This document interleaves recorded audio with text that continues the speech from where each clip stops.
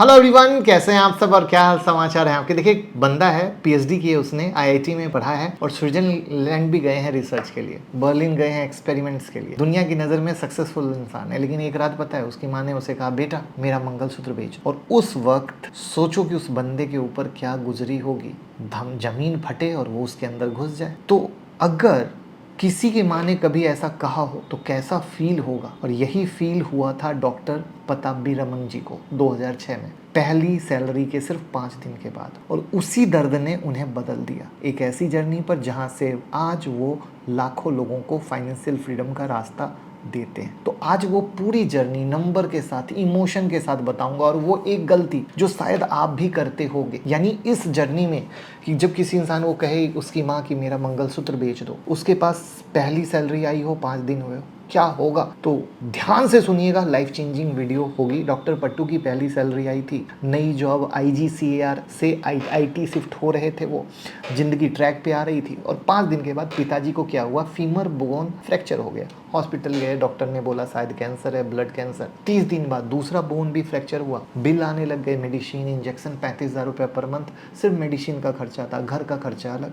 अब डॉक्टर पट्टू के पास 1 रुपया भी नहीं था। लिटरली उन्होंने कभी 1 लाख कैश अपनी आंखों से देखा नहीं था। और बहुत सारे लोग इस बात से रिलेट कर पाएंगे। तो उनके जिया जी ने आकर 3 लाख दिए बिना इंटरेस्ट के, तब काम चला। ठीक है, पिताजी 2007 में स्वर्गवास हो गए। और तब डॉक्टर पट्टू ने अंदर ही अंदर एक कसम खाई, ये दोबारा नहीं होगा और कभी नहीं होने दूंगा। तो क्या आपके साथ कभी ऐसा कुछ हुआ है, कोई इमरजेंसी आई है जो रियलाइज हुआ हो कि पैसा ही नहीं है, किसी से मांगना पड़ा हो, क्रेडिट कार्ड स्वैप करना पड़ा हो, लोन लेना पड़ा हो। तो वो जो दुख और दर्द होता है ना, वही इंसान को बदलता है। और वो जो अंदर में एक आग लगती है ना, पेट्रोल से जो आग लग, उसी को इन्होंने अपने अंदर जिंदा किया। अब जिंदा कैसे किया, क्या गलती थी, सबको समझते हैं। उस समय मार्केट ऑलरेडी गिर रहा था, 2007 की कहानी है, पिताजी के जाने की, क्लियर समझ लेना। लेकिन डॉक्टर पट्टू को कुछ नहीं पता था। उन्होंने अपने हेल्थ इंश्योरेंस एजेंट से पूछा, यार म्यूचुअल फंड होता क्या है, कुछ करना चाहिए अपने पैसों का। एजेंट ने एक फॉर्म पकड़ाया, उन्होंने साइन कर दिया, 1500 रुपये पर मंथ।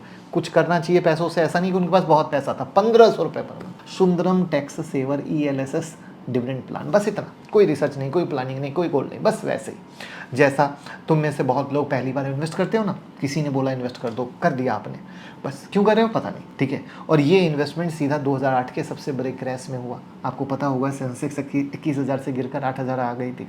इनका पोर्टफोलियो पूरा लाल। अब लाल होते ही क्या होता है, पैनिक, अरे बाबा ये क्या होगा, ऐसे कैसे होगा। ठीक है, और पैनिक में क्या होता है, इंसान के कुछ समझ नहीं आता है। ठीक है, क्योंकि जब पैनिक क्रिएट होता है तो बस दिमाग में बात है, निकल जाओ, अब और नहीं, सब डूब रहा है। और आपको पता ही होगा, पैनिक ने 2008 में लाखों लोगों को मार्केट से भगा दिया था। जिनके पास 5 लाख का माल था, उन्होंने बेचा 3 लाख में, किसी ने बेचा 2 लाख में, किसी ने बेचा 1 लाख, मतलब बेच के भागो की कंडीशन थी।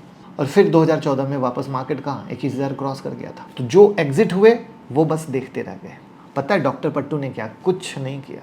उनकी SIP चलती रही, उनको आग लगे, मस्त राम मस्ती में आग लगे बस्ती में। जून 2008 से नवंबर 2013 तक 5.5 साल जीरो रिटर्न। सोचो जरा, आप इन्वेस्ट करते हो, रोज पोर्टफोलियो देखते हो, मोबाइल ऐप खोला है और रोज या तो जीरो या माइनस। 1 महीना, 2 महीना, 4 महीना, 1 साल, 2 साल, 3 साल। घर में भी सवाल उठने लगे, ये म्यूचुअल फंड वाला कर क्या रहा है, पैसा डूब रहा है। आप भी वीडियो देखते हैं, SIP स्कैम है, फलना है, चिलना है, अरे बंद करो SIP।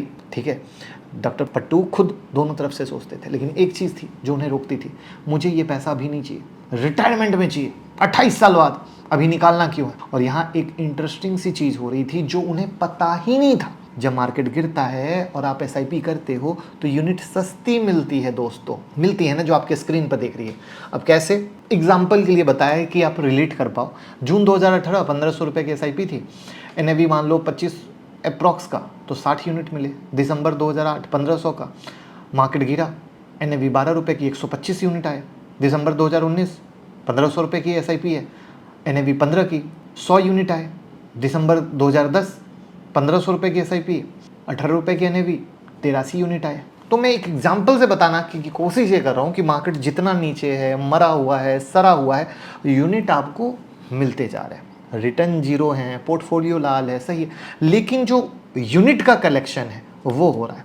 तो 5.5 साल में अप्रॉक्स 5500 यूनिट जमा हो गए, सिर्फ 1500 रुपये पर मंथ से। तो यानी डॉक्टर पट्टू भागे ने, उनको कहा मुझे कुछ लेना देना नहीं है। अब ये एक हिस्सा था जिसको आप गलती कह सकते हो, लेकिन गलती नहीं है, आपकी नज़र की गलती है। अब वो हिस्सा आता है जो इनकी ज़िंदगी बदलता है। नवंबर 2013 मोदी जी बीजेपी के पीएम कैंडिडेट अनाउंस हुए, मार्केट ने रैली शुरू की और डॉक्टर पट्टू ने एक दिन अपना पोर्टफोलियो खोला, स्क्रीन पर नंबर देखा, उन्हें लगा ये मेरा पोर्टफोलियो नहीं है, कोई ग्लिच है।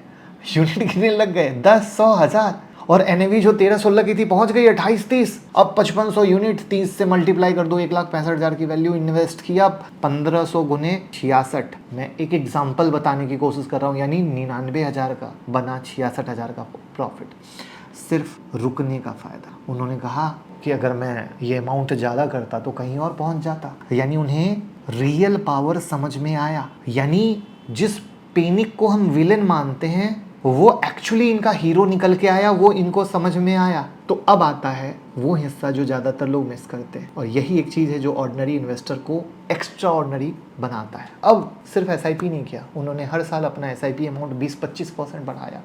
10 साल में टोटल अप्रॉक्स अमाउंट 7 से 8 लाख का इन्वेस्टमेंट, कॉर्पस 15 से 18 लाख के रेंज में, 12% CAGR भी पकड़ो तो सोचो कि क्या होगा। मैं जानबूझ के अमाउंट बता नहीं रहा, मैं एक आइडिया दे रहा हूँ। अब सोचो कि यही 1500 रुपया रखते, स्टेप अप नहीं करते, कॉर्पस 7 से 8 लाख, स्टेप अप एसआईपी ने रफली डबल कर दिया। सैलरी बढ़ती है, खर्चा बढ़ता है, तो एसआईपी भी तो बढ़ाओ ना।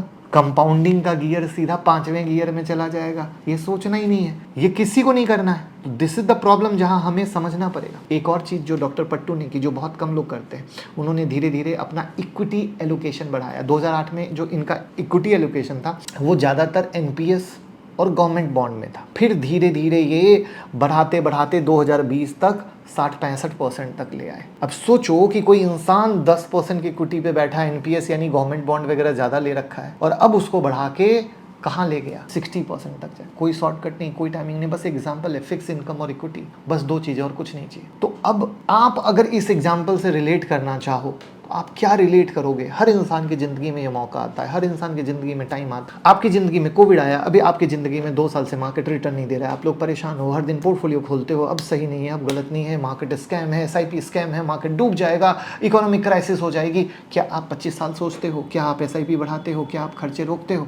तो दोस्तों, मैंने इनकी इंटरव्यू से बेस्ड, जो ये रियल है, आप गूगल करके इनके बारे में समझ सकते हो, इन्होंने जो किया बस वो बताने की कोशिश की। और ये कहानी हर एक इंसान रिलेट करता है जहाँ पर उनके घर में कोई ना कोई इमरजेंसी क्राइसिस आती है, और उस क्राइसिस से कैसे इंसान निकल के खुद को बेहतर कर सकता है, ये बताने की कोशिश की है। तो प्लीज़ ये कहानी को समझिए, और आप लोग अगर एसआईपी बंद करते हो या स्टेप अप नहीं करते हो या जो भी जिस तरह की गलती करते हो मत करो, क्योंकि ये किस तरीके से फाइनेंशियल फ्रीडम में आए वो मैंने आपको बताने की कोशिश की, और आप भी फाइनेंशियल फ्रीडम हो सकते हो। तो प्लीज़ इस स्टोरी को दोस्तों के साथ शेयर करो जिससे आपको सब अच्छा मिल सके। Thank you.